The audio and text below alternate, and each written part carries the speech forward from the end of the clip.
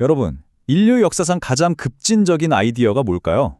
저는 하나님의 나라가 그중 하나라고 생각합니다. 이게 단순히 종교적인 개념이 아니거든요. 우리 존재의 가장 깊은 문제, 바로 결핍에 대한 해답을 제시하는데요. 오늘 한번 제대로 파고 들어보죠. 자, 그럼 이런 질문 한번 던져볼까요? 만약에 말이죠. 우리가 겪는 이 모든 문제들, 분쟁, 불안, 끝없는 결핍, 이게 단순히 우리가 노력을 덜해서 생긴 게 아니라면요? 애초에 문제의 종류가 다른 거라면 어떨까요? 이 질문이 오늘 우리가 나눌 이야기의 가장 핵심적인 출발점입니다. 자료에 따르면요, 인간은 기본적으로 결핍이라는 운명 아래 살아간다고 해요. 이걸 아담의 숙명이라고도 부르는데, 쉽게 말해서 우리 삶을 지배하는 뭔가 늘 부족하다는 느낌, 바로 그거죠. 생각해보면 그렇잖아요. 기쁜 날보다는 힘든 날이 더 많고, 사랑보다는 갈등이 더 익숙한 게 우리 현실이니까요. 자, 이 표를 보시면 두 세계가 정말 극명하게 갈리는 걸 볼 수 있죠. 왼쪽은 우리가 너무나 잘 아는 세상, 바로 결핍과 경쟁의 세상입니다. 그런데 오른쪽을 보세요. 모든 게 넘쳐나는 풍요와 평화의 세상, 바로 하나님의 나라가 약속하는 그림이죠. 오늘 이야기는 결국 이 두 세계 사이의 싸움에 대한 이야기라고 할 수 있습니다. 바로 이 지점에서 예수가 등장해서 이 결핍의 세상에 대한 완전 새로운 해답을 내놓습니다. 그건 바로 새로운 나라가 왔다는 선언이었어요. 근데 여기서 정말 중요한 건 그게 먼 훗날의 이야기가 아니라 바로 지금, 바로 여기에 이미 시작되고 있는 현실이라는 점이었습니다. 아니, 그럼 그 새로운 나라라는 게 대체 어떤 모습일까요? 성경에 보면 이런 유명한 구절이 있죠. 원수의 눈앞에서 상을 차려주시고 내 잔이 넘치나이다. 와, 상상만 해도 대단하지 않나요? 성대한 잔치라는 이미지가 확 떠오르죠. 심지어 나를 미워하는 적들 앞에서조차 잔이 넘쳐 흐를 정도의 풍요. 바로 이게 그 나라의 이미지라는 겁니다.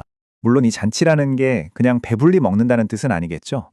이건 우리가 살던 결핍의 세상이 완전히 180도 뒤집히는 혁명 같은 그림이에요. 부족함은 풍요로, 슬픔은 기쁨으로, 치열한 경쟁은 자유로운 나눔으로 바뀌는 곳. 깨졌던 관계가 회복되는 그런 공동체의 모습을 상징하는 거죠. 그리고 또 하나의 정말 중요한 비유가 바로 상속입니다. 여러분, 그 유명한 돌아온 탕자 이야기 아시죠? 아버지를 떠나 모든 걸 탕진했던 아들이 돌아왔을 때 아버지가 어떻게 하죠? 아들의 지위를 완전히 회복시켜주고 다시 자신의 모든 것을 물려받을 상속자로 삼아주잖아요. 하나님의 나라도 똑같다는 거예요. 우리가 잃어버렸던 본래의 지위, 그 모든 것을 온전히 되찾게 해준다는 거죠. 자, 지금까지 잔치, 상속 같은 비유로 하나님의 나라가 어떤 곳인지 알아봤는데 솔직히 이런 생각이 들 수 있어요. 그래서 이게 지금 나랑 무슨 상관인데 그저 먼 미래에나 있을 법한 너무 아름답고 이상적인 이야기처럼 들리잖아요? 하지만 예수는 그게 아니라고 말합니다. 예수가 행했던 그 수많은 치유와 해방, 이게 그냥 신기한 기적쇼가 아니었다는 거예요. 그 하나하나가 바로 그 나라, 하나님의 통치가 바로 이 땅에서 지금 이 순간 실제로 일어나고 있다는 명백한 증거였다는 거죠. 그래서 여기서 우리가 생각하는 치유의 개념을 좀 확장할 필요가 있어요.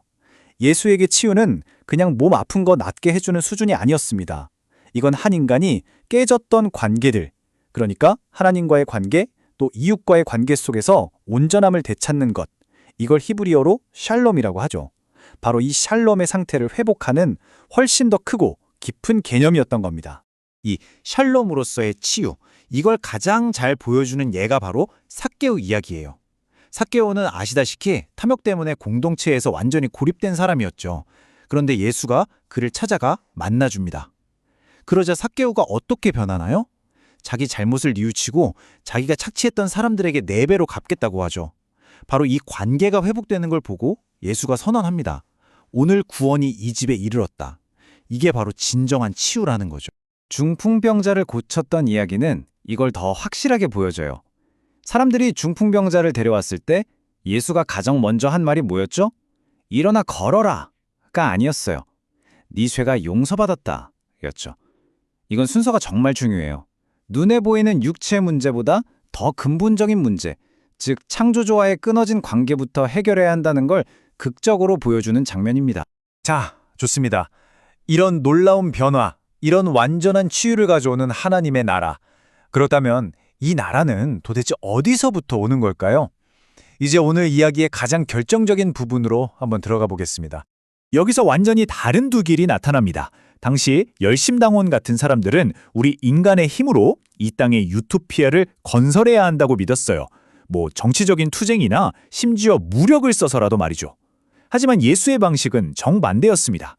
하나님의 나라는 우리가 악착같이 쌓아올리는 게 아니라 하늘로부터 우리에게 주어지는 선물이라는 거였죠. 이건 예수가 사용한 단어들을 보면 더 명확해져요. 예수는 한 번도 우리 힘으로 나라를 건설하자라거나 세력을 확장하자 같은 인간의 주도권을 강조하는 말을 쓰지 않았어요. 대신 항상 그 나라가 온다, 주어진다, 우리는 들어가야 한다, 받아야 한다처럼 우리가 철저히 수동적인 입장, 즉 선물을 받는 존재라는 걸 분명히 하는 동사들만 사용했죠. 자, 이 표를 보시면 예수의 길이 다른 종교나 철학과 얼마나 다른지 한눈에 보입니다. 다른 모델들을 한번 보세요. 신이 그냥 이 세상 자체라고 보거나 범신론, 아니면 저 멀리 있어서 우리 일에 전혀 개입하지 않는다고 이신론 보죠. 결국 결론은 똑같아요. 외부의 도움은 없으니 네 힘으로 알아서 구원해라. 즉 자력구원입니다. 하지만 예수의 복음은 완전히 다르죠. 우리 바깥에 계신 초월적인 분이 은혜라는 선물 보따리를 들고 직접 우리에게 찾아오신다는 거니까요. 바로 이 지점이 핵심입니다. 스스로 구원하라는 말 안에는 사실 거대한 논리적 모순, 그러니까 절망이 숨어 있어요. 한번 생각해 보세요. 우리 문제의 근본 원인이 우리 자신의 한계 때문인데 그 한계를 가진 우리가 우리 자신의 힘으로 그 한계를 어떻게 극복하겠어요?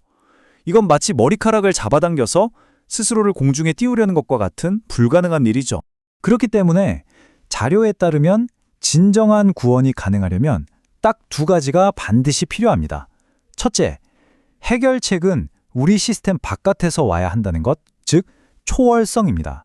그리고 둘째, 그 해결책은 우리의 노력에 대한 대가가 아니라 그냥 선물로 주어져야 한다는 것, 바로 은혜죠. 자, 오늘 이야기를 이 마지막 질문으로 마무리해볼까 합니다. 만약 우리 삶에 이 지긋지긋한 결핍을 해결하는 방법이 우리가 이겨서 쟁취해야 하는 상이 아니라 이미 우리를 위해 차려진 성대한 잔치에 그저 참여하는 것이라면 어떨까요? 그렇다면 우리에게 남은 가장 중요한 일은 더 애쓰고 노력하는 게 아니라 그저 네, 가겠습니다 하고 그 초대를 받아들이는 것일지도 모릅니다.